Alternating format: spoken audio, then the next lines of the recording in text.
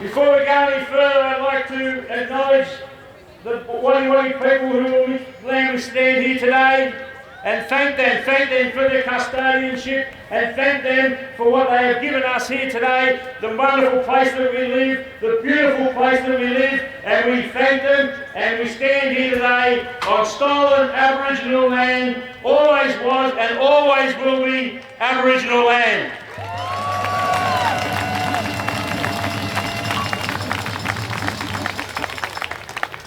There's someone who's not here with us today, not in body, but he's absolutely here with us in spirit, and that's Fred Moore.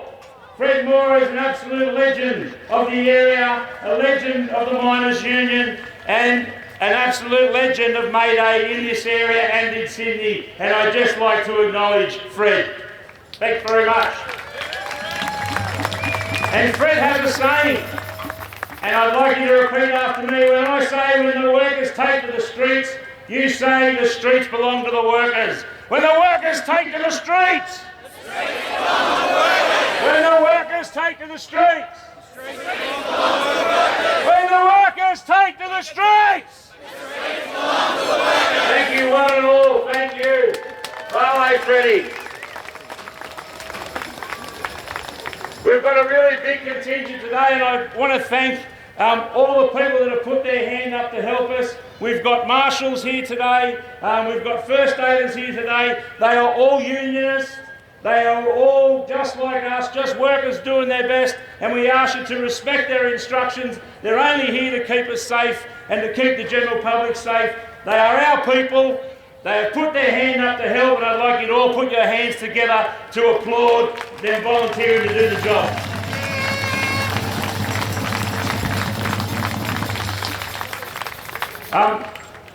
We will be leaving here soon. We will march up the street. When we get to the top of the street, there will be more speeches and music, and that's where the main part of the event will take place. So once we leave here today, we will just make our way all up the street, and you'll see where the truck is up there. So it's not a longest march.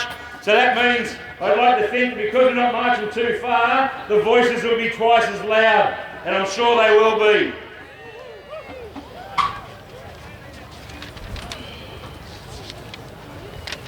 Before we march off, I would just like to introduce Alexander Brown. Alexander is a Port Kembla resident and is a member of Wayland. And Alexander and Wayland have done an outstanding amount of work, in protest and in raising awareness of the nuclear base, the supposed nuclear base, the proposed nuclear base that they want to put in our port. Our port, not their port, our port. And I'd like to introduce Alexander Brown. Thanks, Alexander. Thanks very much, Ben. Comrades, welcome to Port Kembla. It's wonderful to see you here in my hometown for MayDay. I want to thank the South Coast MayDay Committee for making the call to shift MayDay this year to Port Kembla, because we are facing a grave threat to peace and to the green economic revolution that we need to survive the coming battles with climate change. When Scott Morrison announced in March last year that Port Kembla was on his hit list for nuclear submarine base, he jeopardised the long-term plans of unions and the environmental movement in the Illawarra for a just transition to a renewable economy that leaves no worker behind. I've lived here in Port Kembla for 20 years. My children attend school and preschool here. We want to live our lives in peace, but this announcement casts a shadow over us. We're already dealing with the toxic legacies of industrial pollution here in Port Kembla. We don't want to add nuclear radiation to the mix. I've lived in Japan for many years, both before and after the terrible accident at Fukushima in 2011, and I know the impact that a nuclear accident can have on a community. The consequences of an accident in Port Kembla Harbour would be catastrophic. But the people of Wollongong know how to fight the nuclear and the war industries. That's why last year I joined with my comrades from Wollongong Against War and Nukes to coordinate a community campaign to stop the base, sink the subs, and build a movement for peace in our region.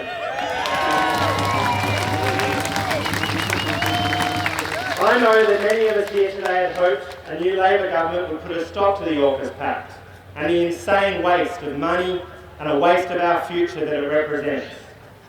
Unfortunately, we meet here today, 3 days out from a federal budget where a government is pledging $368 billion for a fleet of second-hand nuclear submarines from their friends in the American military-industrial complex,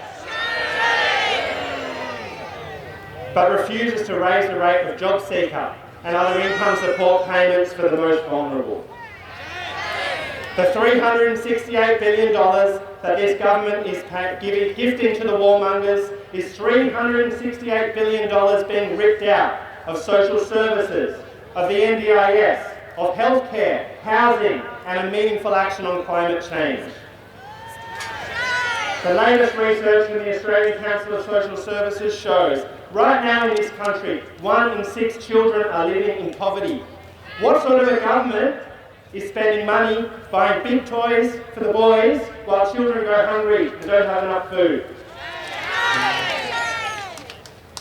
But the spooks and the warmongers who are behind this plan didn't know what they were dealing with when they decided to take on Port Kembla. Since we started this campaign, we've already had some important victories. After the Defence Department leaked in March that Port Kembla was its preferred location for an East Coast subspace, we've already forced the government to walk back from its threats.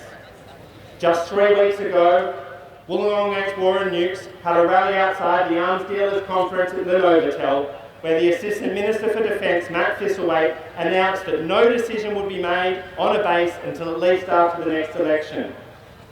Now this week he tells us that the government will not honour Morrison's shortlist, and that an East Coast base is no longer a government priority. We've clearly got them running scared, but this obfuscation and delay is not good enough. We must demand that the government rule out the subspace here in Port Kembla, rule it out in Newcastle and Brisbane, rule it out anywhere on the eastern seaboard, and tear up the AUKUS agreement and commit to an independent and peaceful foreign policy so we are friends to all and enemies of none.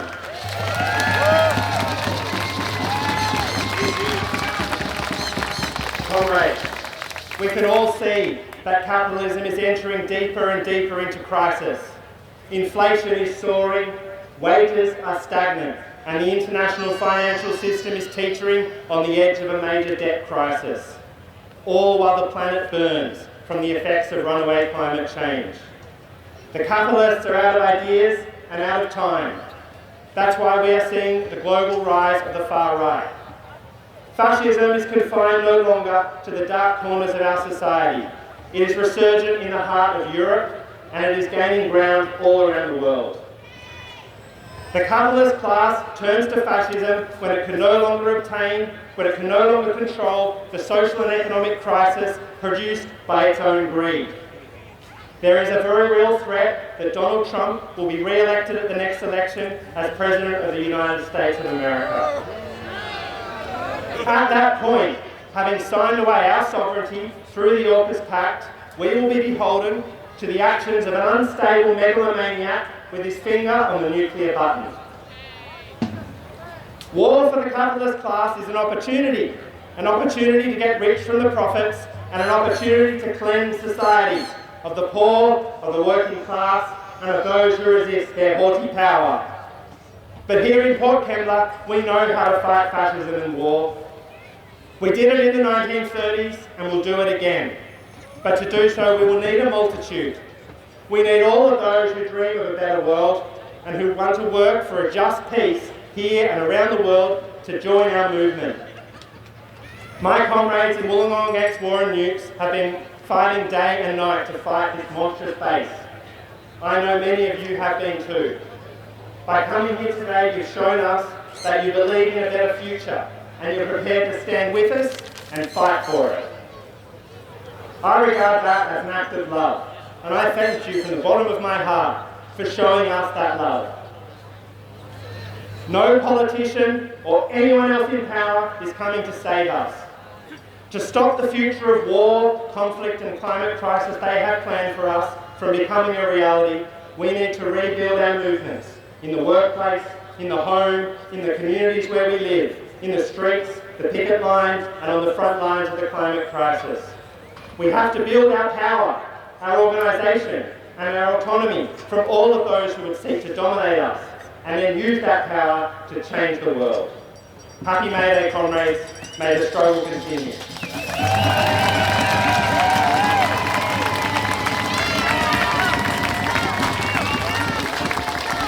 Thanks very much, Alexander. Can we hear the round of applause again for Alexander?